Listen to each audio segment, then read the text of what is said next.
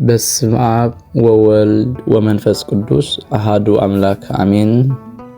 መጽሐፍ ስንክሳር ናይ ወርሒ ጥሪ ብሩኽ ሰዓት ናይ መዓልቱ 10 ሰዓት እዩ። ካብኡ እናወሰኸ ክኸይድ እዩ። ዕለት 1 ጥሪ በዛ ዕለት እዚኣ ቅዱስ እስጢፋኖስ ሊቀ ዲያቆናትን ቀዳማይን ሰማዕትን ዝዝከረሉ ዕለት እዩ። እዚ ቅዱስ እዚ መጽሐፍ ግብረ ሐዋርያት ብጸጋን ብመንፈስ ቅዱስን በኃይልን ሙሉእ ከም ዝኾነ መስኪሩሉ እዩ። ኣብ ኣሕዛብ ተኣምራትን መንክራትን ይገብር ነበረ። ኣይሁድ ኣብ ልዕሊኡ ቅንዓት ኣሕዲሮም ኣብ መጋበእያ ኣቕረብዎ። ነዚ ሰብ እዚ ኣብ ልዕሊ እግዚኣብሔርን ኣብ ልዕሊ ሙሴን ክጸርፍ ረኸብናዮ ኢሎም ከሰስዎ። ኢየሱስ ንሕጊ ሙሴ ክልውጦ እዩ፣ እዚ ቤተ መቕደስ እውን ከፍርሶ እዩ ይብል ኣሎ ኢሎም እውን ወሰኹ።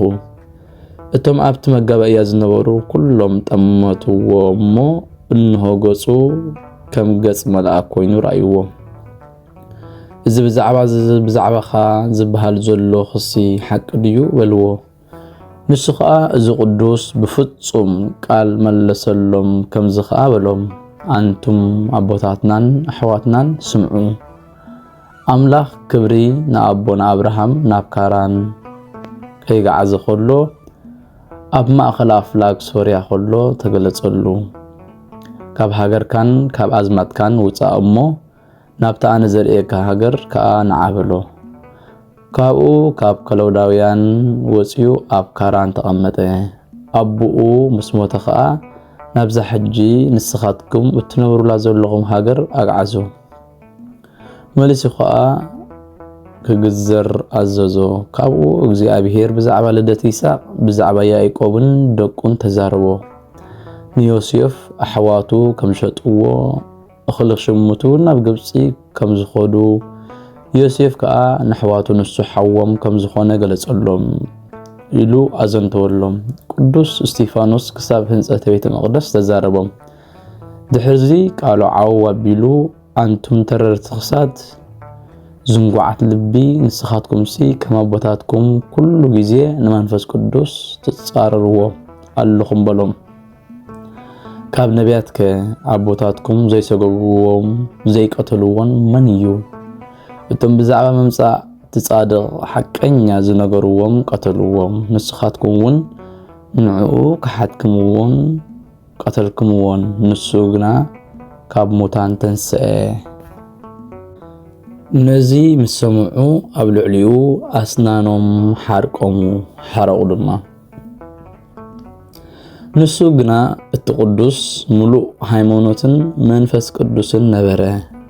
ናብ ሰማይ ጠመተ እሞ ክብሪ እግዚኣብሔር ረኣየ። ኢየሱስ ከዓ ኣብ የማነ እግዚኣብሔር ኣቦኡ ተቐሚጦ ኣሎ በለ። እንሆ ኣነ ሰማይ ተኸፊቱ ኢየሱስ ኣብ የማነ እግዚአብሔር ኣቦኡ ተቐሚጡ እርኢ ኣለኹ በለ። እቶም ኣይሁድ ነዚ ምስ ሰምዑ ኣእዛኖም ሸፊኖም ኣጽሚሞም ንኽቐትልዎ ሓቢሮም ወረርዎ። ክዳውንቶም ከዓ ኣብ እግሪ ሳውል ንሱ ከዓ ሐዋርያ ቅዱስ ጳውሎስ እዩ ኣማዕቆብዎ። ካብቲ ከተማን ወፃኢ ኣውፅዎ። ንሱ ከዓ በእማን እንዳቀጥቀጥዎ እዚ ኃጢአት ኣይተሓዘሎም ኢሉ ምእንትኦም ለመነ። ኦ ጎይታ ኢየሱስ ንነፍሰይ ተቐበላ ድማ በለ። ምስ ሰገድኻ ብዓብይ ቃል ጨርሐ። ኦ ጎይታይ ነዚ ኃጢአት ይቅር በለሎም፣ ጌጋ እውን ኣይተቆፀረሎም በለ። እዚ ቃል እዚ ከዓ ንጎይቱኡን ንኣምላኹን መሰለ።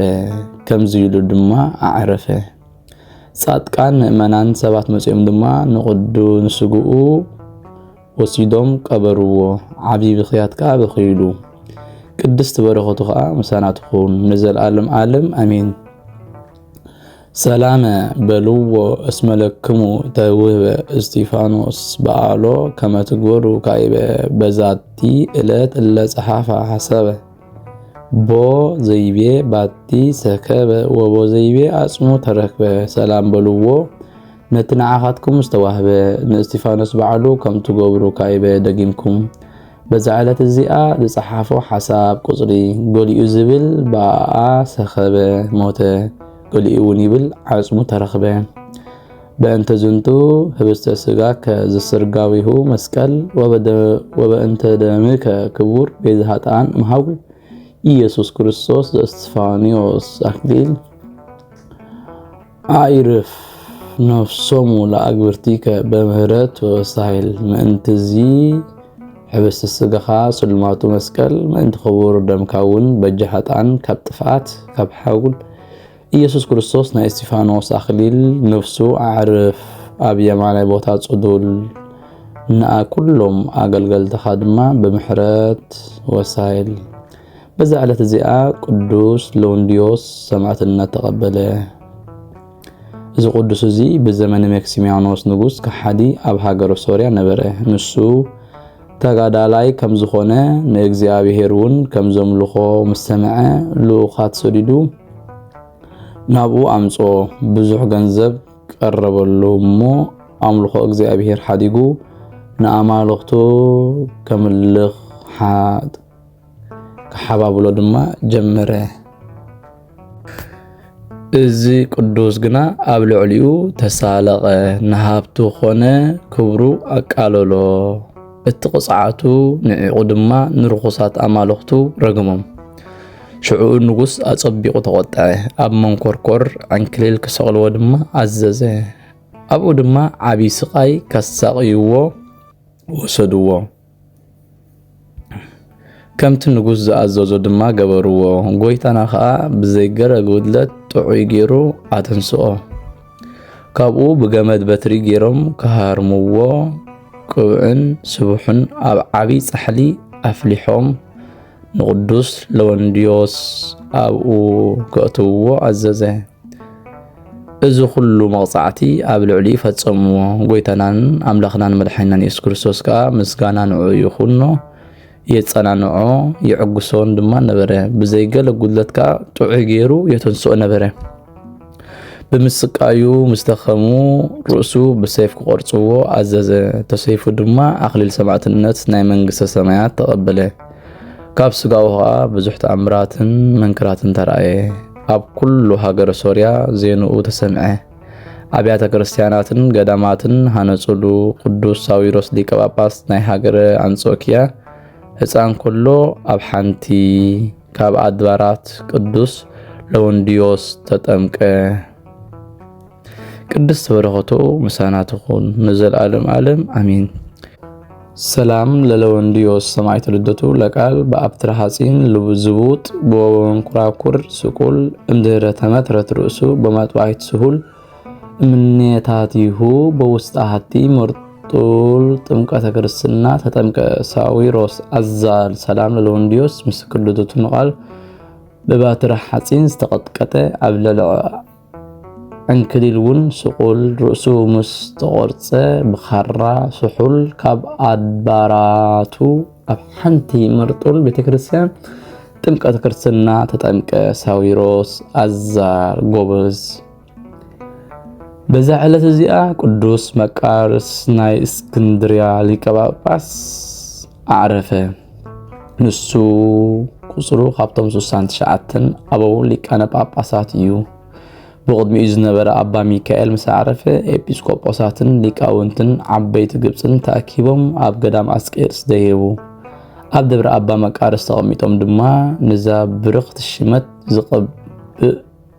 ዝቐብእ ክገልጸሎም ናብ እግዚአብሔር አምላክ ልሙኑን ክሓቱን ቀነዩ ካብኡ ሓደ ጻድቕ ሰብኣይ ብዛዕባ ዝቅዱስ ነገሮም እታ ኣብ ደብረ አባ መቃርስ ዝቕመጥ ቀሲስ መቃርዮስ ንዛ ሽመት ዝሓሸ ንሱ እዩ በሎም ካብኡ ደልዮም ብዘይፈቃዱ ሓዝዎ እሞ ኣሲሮም እንዳበኸየ ወሰድዎ ኣነ በደለኛ እየ ንዛ ሽመት እዚኣ ኣይበቃዕን የበሎም ንሳቶም ግና ቃሉ ኣይሰምዕዎን እንታይ ደኣ ሊቀ ጳጳሳት ሸምዎ ምስተሾመ ንናይ ግብፂ ኣብያተ ክርስቲያናት ኣሐደሰን ኣብ ኩሉ ኣውረጃታት ግብፂ ድማ ኤጲስቆጶሳትን ካህናትን ሾመ ህዝበ ክርስቲያን በዝሑ አብያተ ክርስቲያናቱን ከምኡ በዘመኑ ሓዘን ዘይብሉ ጉድኣት ሰላምን ሰፈነ ኣብ ሽሞቱ 27 ዓመትን 41 መዓልታትን ተቐመጠ ንእግዚአብሔር በሃበሎሞ በሰላም ድማ ዓረፈ በረኸቱ ምሳና ትኹን ንዘለዓለም ዓለም አሜን ሰላም ለመቃርዮስ ሊቀ ጳጳሳት ዘሰይምዎ አሃዱ ጻድቅ በከመ አቅደመ ዜንዎ ዝንቱ መምህር ዘንሴፎ ጉንደ ጌጋይ ያፍጥን ሰርዎ እንዛ አጽቂሁ ይመትር ወይ ገዝም ሰርዎ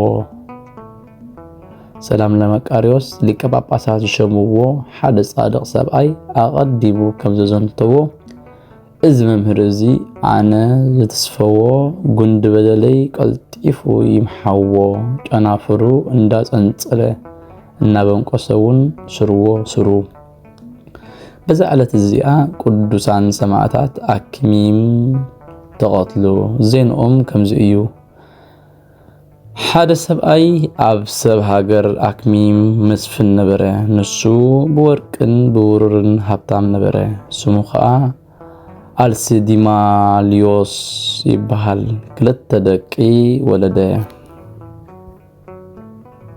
ስሞም ከዓ ዲዮስቆሮስን ሰከላቢዮስን ይባሃሉ በጾምን በጸሎትን ፍርሃት እግዚአብሔር እናመሃረ ዓበዮም አቦኦም ምስሞተ ክምንኩሱ ደለዩ መልአክ እግዚአብሔር ተገለጸሎም እሞ ኣብ ደብረ አባ ሳሙኤል ገዳማዊ ከኸዱኻ አዘዞም አቦ ኾይዶምካ አልባስ ምንኩስና ለበሱ ተአምራትን መንክራትን እናገበሩኻ በብዙሕ ገድሊ ነበሩ ድሕሪ ቁሩብ ጊዜ ከዓ ዲዮስቆሮስ ክህነት ሰከላቢዮስ ከዓ ዲቁና ተሾሙ ዲዮቅልጥያኖስ ንአምላኽ ሰማይ ምስክሓዶ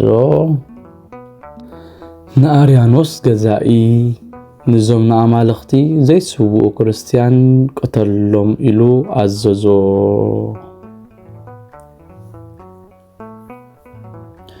አርያኖስ ከዓ ናብ ሃገረ አክሚም በፂሑ ንአባ ብኑዲያኖስ ኤጲስቆጶስ ሒዙ አሰሮ ኣብታ ዓዲ ከዓ ኣተው መልአክ እግዚአብሔር ቅዱስ ሚካኤል ከዓ ንዲዮስቆሮስን ንሰከላቢዮስን ተገለጸሎም አክሊል ሰማዕትነት ከም ዝቀበሉ ድማ ነገሮም ንሳቶም ከዓ ብ28 ታሕሳስ ምስ 24 መነኮሳት ኮይኖም ናብ አርያኖስ ከዱ ሃገሮም አክሚም ምስ በጽሑ እቶም ህዝበ ክርስቲያን ምስ አንስቶምን ደቆምን ኣብ ናይ መድኃኒና ኢየሱስ ክርስቶስ ቤተ ክርስቲያን ተኣኪቦም ረኸብዎም እዚ ከዓ በቲ ክቡር በዓል ልደት ንመድኃኒና ምእንቲ ስሙ ክሞቱ ኢሎም እዮም